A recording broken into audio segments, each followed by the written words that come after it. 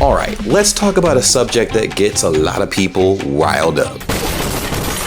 The American healthcare system. Yeah, that thing that a lot of Americans pay a lot for and still don't understand the full gist of. And if any of my fellow Americans have tried to explain their health insurance plan to anyone without crying, well, you deserve a medal. But you know what's really crazy? Despite all of this noise, Americans have collectively just stopped caring. And I wonder why. I mean, we complain, sure, but we've accepted this chaotic mess as normal. So today we're going to be diving into why that is in the US and how it compares to Germany and Europe as a whole, where healthcare actually seems to work. But before we get started, as always, make sure you subscribe and hit that like button.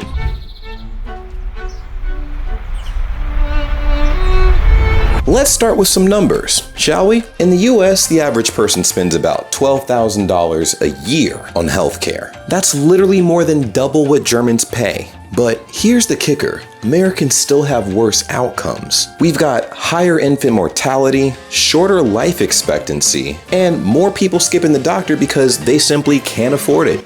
Yeah, hello? Hello? Hi, yeah, I just wanted to know how much an X-ray exam would cost. Great question. That'll be somewhere between $300 and your firstborn child.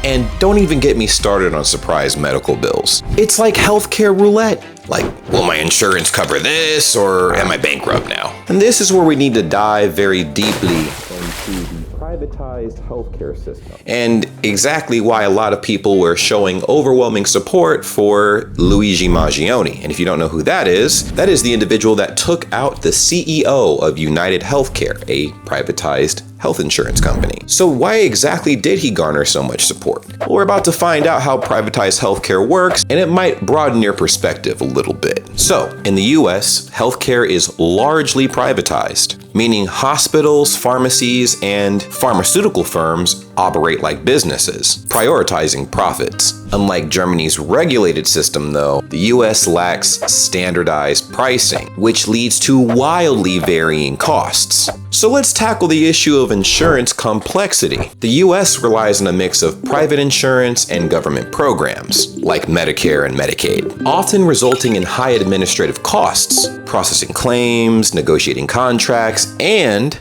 billing complexities inflate costs. Now, Germany, on the other hand, has a more unified system where statutory healthcare providers negotiate set prices with healthcare providers. Now, what about those pharmaceutical drug prices? What about that? As mentioned before, pharmaceutical drug prices in the US are unregulated, allowing companies to set sky-high prices. In Germany, drug prices are negotiated by government and insurance bodies, ensuring affordability. Let's dive into hospital costs real quick. American hospitals often charge ridiculously high fees for people who are uninsured or to fund cutting-edge technology and research. Now, get this. In Germany, hospitals receive funding directly from the government for their infrastructure, which greatly reduces patients' bills. So, what about the preventative care and focus? Well, Germany emphasizes preventative care through health checkups, which helps reduce the cost of chronic illnesses over time. But in the US, preventative care is not used nearly enough, leading to expensive treatments for preventable diseases. As a lot of us know, there are some cultural factors that contribute to these disparities between the US and Germany, and Europe as a whole. For instance, the US healthcare system often prioritizes high-tech solutions and extensive testing, even when less costly options would definitely suffice. Now, Germany, which we all know is very advanced, focuses more on cost-efficient care. Let's talk about that universal coverage, though. Germany ensures that every citizen has insurance coverage through a dual system of statutory and private health insurance, spreading costs across the population. Now, the US, on the other hand, has millions of uninsured individuals, leading to higher overall costs as providers recoup losses from the unpaid treatments. As far as that aspect of the healthcare insurance debacle between the US and Germany goes, Germany's universal approach to its healthcare insurance policy reduces costs greatly for its country, whereas the US's capitalistic approach is not too good when it comes to our pockets, all right? Our meaning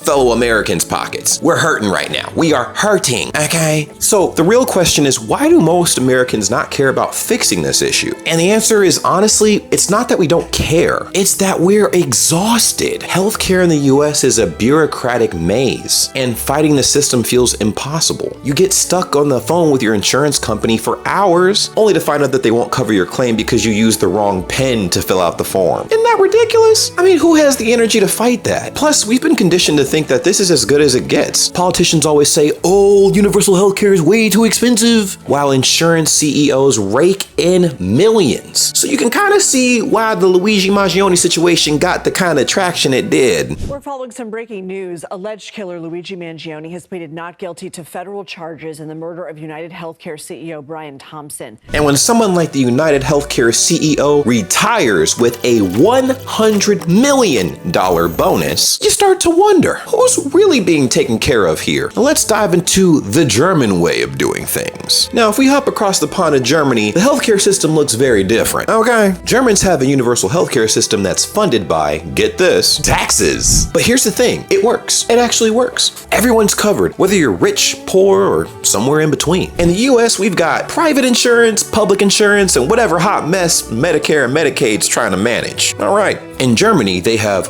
Krankenkassen, sickness funds. Think of them like insurance companies without the greed. They're nonprofit, highly regulated, and they won't take advantage of your pockets. I promise. But most importantly, they can't deny your coverage. Hey, yeah, I need surgery. Sure. How much do you think that'll cost? And is that covered? Yeah, it's actually fully covered.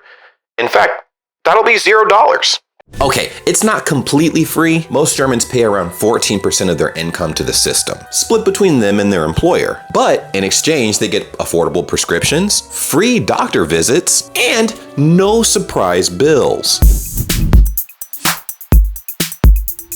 So, what can we learn from Germany? First, healthcare does not have to be this damn complicated. Second, maybe, just maybe, healthcare shouldn't be a for-profit industry. And third, investing in people's health actually saves money in the long run. Shocking, I know.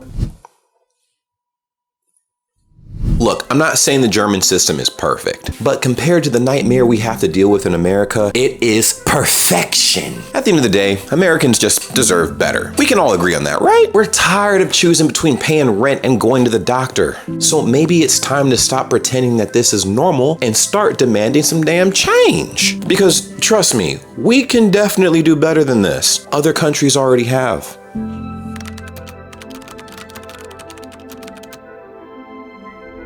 Alright, so that's it for today. Let me know in the comments what you guys think about all this, and if you're German, tell us how your system really works, and if what I let y'all know was even remotely close to being accurate. But until next time, stay healthy and keep asking questions.